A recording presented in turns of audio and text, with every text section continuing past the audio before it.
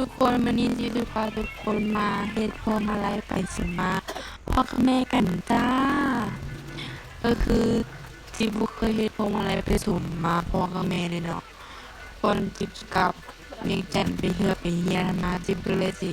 เฮ็ดพวงมาลัยตั้งใจเฮ็ดพวงมาลัยน้อยๆเล็กๆน้อยๆเพื่อสมมาพ่อกับแม่เฮานะก่อนเฮาสิกลับไปเฮียนแล้วจิบุเคยเฮ็ดจักเทื่อนะจิบเลยอยากจะลองเฮ็ดครั้งหนึ่งนะก็คือเฮ็ดบ่เป็นดอกแล้วก็พยายามตั้งใจจะเฮ็ดมาลัยตัวนี้ดีที่สุด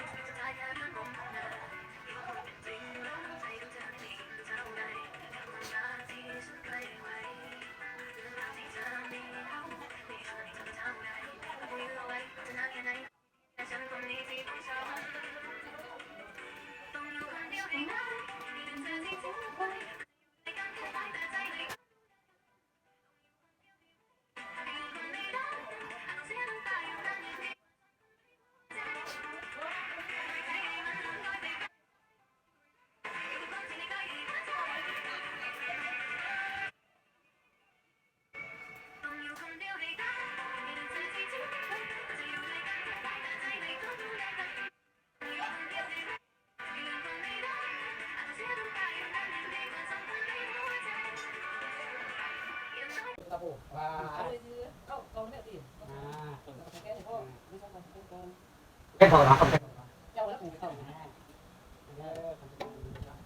ม่ทำทำเรื่องใจเยอะเราลงมาเติมก็ทำเป็นงานเป็นแม่มาตรงนี้ก็ว่าราคาเป็นเรื่องปวดต้องปวดว่าได้มาจากทางการดีเป็นพันนี่มาละ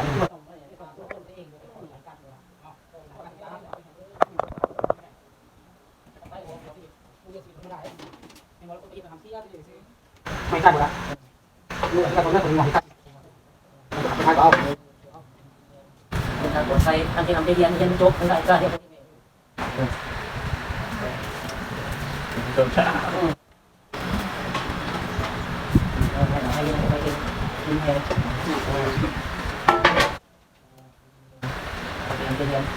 เราเองบางทีเจอจอยไม่ตั้งก็ไม่ได้ดีกว่า